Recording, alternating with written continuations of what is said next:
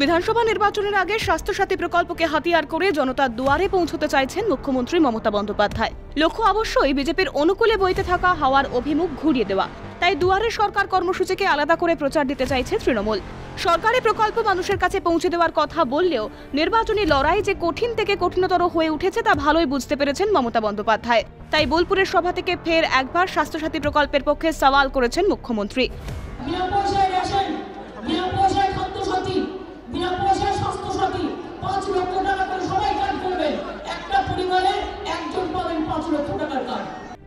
স্বাস্থ্যসাথী প্রকল্পের উদ্দেশ্য নিয়ে প্রশ্ন তুলে আক্রমণ শানিয়েছে বিজেপি। তারা বুঝিয়ে দিতে চেয়েছেন মানুষের কাছে সরকারি প্রকল্প পৌঁছে দেওয়া নয়, এর পিছনে রয়েছে রাজনৈতিক অভিসন্ধি। উনি বলেছেন স্বাস্থ্য পরিষেবা খুব ভালো, কতগুলো সুপার স্পেশালিটি হসপিটাল করেছেন। তাহলে এই যে দুয়ারে সরকারে এত লম্বা লাইন পড়েছে কেন চিকিৎসার জন্য? কারণ কেউ চিকিৎসা পায়নি, পুরো মাহতাবাজি ছিল। লোকের ডাটা সংগ্রহ করা হচ্ছে ইলেকশন প্রচারের জন্য। প্রশান্ত কিশোরের মাথা থেকে বেরিয়েছে 10-20 লক্ষ লোকের ডাটা নিয়ে তাদেরকে ইলেকশন প্রচারে কাজে লাগানো হবে।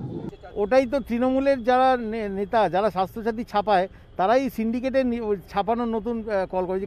কালকে উনি বলেছেন এই দুয়ারে দুয়ারে সরকারে তো মানুষ অলরেডি ভয় পেয়ে গেছে যে এবারে বোধহয় বাড়ি এসে জিনিস ছিনিয়ে নেবে। এতদিন বাইরে থেকে হচ্ছিল।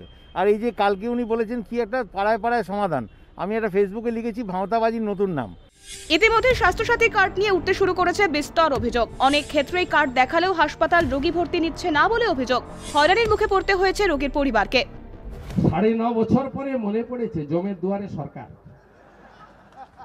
স্বাস্থ্যসাথীর কার্ড তালিকা বের করেছে, রেট দেখবেন, দাঁত তুললে 250 টাকা, কিডনি রসকে 2400 টাকা, দাঁত তুললে 250 টাকা কে নেয়? এই টাকায় হবে?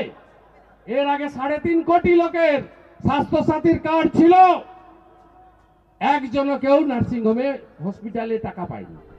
মুখ্যমন্ত্রীর দাবি সরকারি হাসপাতালে চিকিৎসা হয় বিনামূল্যে। প্রশ্ন উঠেছে তাহলে সেখানে স্বাস্থ্য কার্ডের যৌক্তিকতা কোথায়?